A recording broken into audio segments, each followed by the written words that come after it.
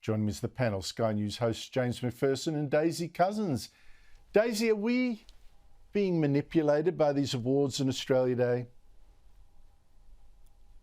Well, it would certainly seem that there's a particular edge to the recipients this year, Andrew. I mean, that is completely inescapable. And it's so interesting that you mentioned, for instance, Rabbit Proof Fence, which is a film, that was shown to so many millions of children in schools, the director for which won an award. I was shown that film when I was in high school in the early 2000s, and I remember it. I loved my high school, but they showed it in the context of, how the evil white Australians and as you said, these Indigenous children taken, happy, healthy ones against their will. And I remember as a kid going, "Oh my God, what a terrible history we must have," etc., etc. Same with my friends. I just sort of bought it because that was just what you were taught.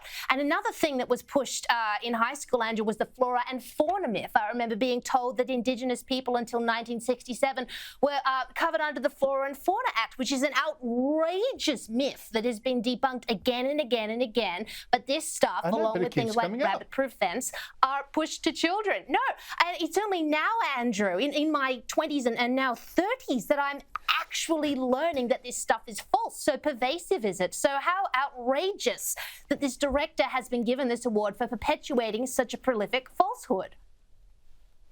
It's also for his wider film career, but I'm just saying this has been very damaging to the story of Australia that is taught to children. James, what do you make, of all this? There's no, Frenchman of the Year award. There's no German of the Year award. There's no American of the Year award. Other countries don't do this, but we have this Australian of the Year awards that seems to me about lecturing people. It's interesting, Andrew, if you go back to the first Australian of the Year in 1960, Sir Frank Macfarlane, he was recognised worldwide for breakthroughs in immunology. He won a Nobel Prize for that. That was an objectively great achievement from an Australian on the world stage. Or in 1964, Dawn Fraser, recognised as Australian of the Year for winning gold medals in 3 successive Olympics. I think we could all agree objectively that is a magnificent achievement on the world stage. But it seems to have changed in more recent times, and it's less about objectively great achievements and more about advocacy for particular social causes. And the problem with that is that we've all got different opinions on social issues, and so rather than unite Australians in pride at one of our own who changes the world, it tends to divide Australians because, as I said, advocacy on social issues is far more subjective. And on top of that, we now give the Australian of the Year a platform to talk to us for the next 12 months about how we can be better people.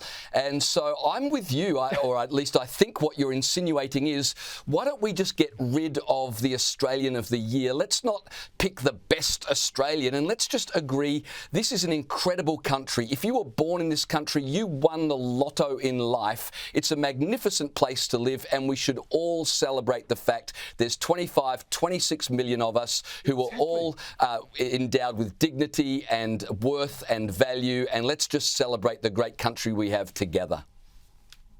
Just let people decide for themselves who the great Australian is for them, and not have some committee that no one knows, handpicked by the government, have them tell us who that is. And it's gone from, people like Tim Flannery, he started this, he was an Australian of the Year. And now it turns out to be, discredited prophet. Even the rains that fall will never fill our dams. Really, Tim? I mean, on and on it goes. Daisy, what do you make of this year's choice as a former bodybuilder who then switched tack, posed naked when she got chubbier, and now lectures us on positive body image? Here she is after being named Australian of the Year. Body shaming is a universal problem, and we have been bullied and shamed into thinking our bodies are the problem.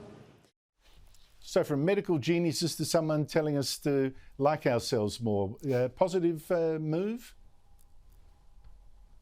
Oh, look, Andrew, this is so right in line with the kind of left-wing cultural narrative that is being pushed forward. We've gone from these great achievements to someone talking about, liking their bodies. And well, look, body image, positive body image is very important. There are people who suffer from eating disorders, who have trouble with it. It can cause terrible mental health problems. But the way that has been harnessed nowadays to this sort of culture of, I guess you'd call it toxic self-love, it really is sort of the ultimate ultimate status symbol. And the fact that someone is getting an award for this, I mean, really, it is sort of a downhill spiral, shall we say, from magnificent achievements to someone saying, oh, maybe we should like ourselves a little bit more. Well, I don't know. Maybe it's a new career for me to show my porky body in the nude, and maybe I'll get an award finally too. James, Andrew, I saw a mystery headline. Yeah, no, I know it's an awful thought. An awful thought. My children are probably saying, "Dad, that was a dad joke. Don't say it again." James, I saw this headline in the Pro Republic Sydney Morning Herald. Royal, and I think they were hoping more than reporting. Royal drama pushes Australian voters towards Republic. But reading the fine print, that all I could take out was actually fascinating news, great news for us monarchists. We're told support from the monarchy, this is what we used to be told, would collapse after the death of the Queen. But despite that, and despite all the mud Harry and Meghan have since thrown at the monarchy as well, support for a republic is up just 3 tiny percent to still just 39%. I would be crying in my beer if I were Peter Fitzsimons. Absolutely. I mean, it's a remarkable result. You would think with everything that's gone on in the last few months that support for the Republic would be through the roof. But I think there's a couple of reasons why support for the Republic has only increased marginally, despite, as you mentioned, all the mudslinging from Harry and Meghan. I think the dignified response of the royal family to some of this salacious stuff has struck a chord with people. It's almost from an old-fashioned world, this dignified silence. I think people have admired and respected that.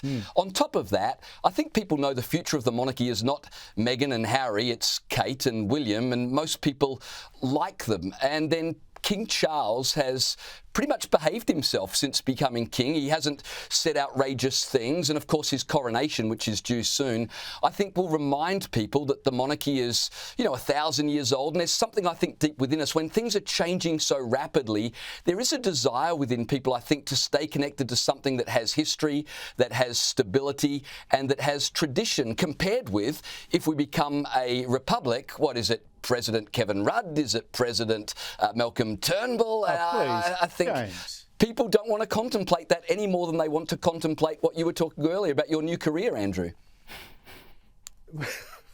Well, if I don't want to contemplate it, why do you then mention Kevin Rudd as a potential president? That is bad news. James McPherson, Daisy Cousins, on that awful note, I will say goodbye to you. Thank you so much for your time.